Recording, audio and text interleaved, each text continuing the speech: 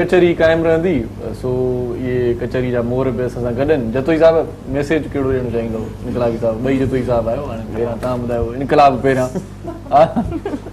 मुंहिंजो मैसेज इहो हूंदो त हीउ जेको कल्चर डे आहे हिनखे भरपूर सेलिब्रेट कयो ऐं जेके स्लोगन रखियल आहिनि सिंधी चैनल जे तरफ़ां जीअं सिंध टीवीअ जे तरफ़ां आहिनि सिंध जा ॿेट ऐं सिंध जी ज़मीन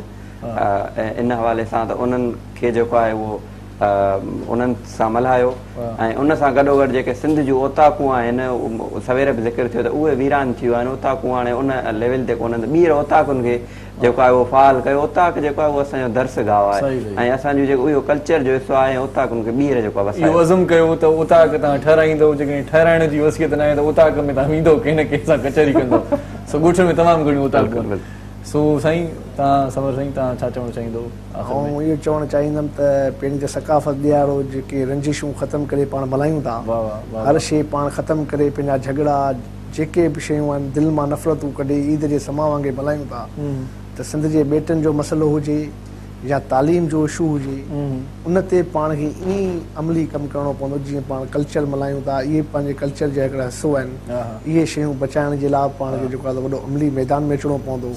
सिंधी ॿोली ते जेको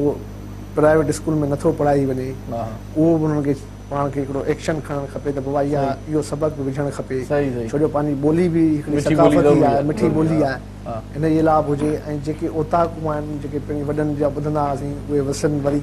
ऐं हींअर वसियूं बि आहिनि नथो चवां त न आहिनि ओताकूं अॼु बि ओताकूं आहिनि ऐं अॼु बि चङा माण्हू आहिनि ईअं न आहिनि त न आहिनि अॼु बि ॻोठनि में उहा ई रवायत आहे उहा ई भाईचारी आहे उहा ई मोहबत आहे उहो ई प्यारु आहे उहो ई ख़ुलूस आहे तव्हां सिंध में कंहिं वटि भलिया वेंदा त तव्हांखे को बि जवाबु न ॾींदो जेको हाल जंहिंजो हूंदो जेतिरो प्रिया नाल जेको बि हुनजो पंहिंजो बचियल बि मानीअ जो हिसो अची तव्हांजे अॻियां रखंदो त पाण गॾिजी खाओ त सूफ़नि जी धरती रही आहे पहिरीं बि मूं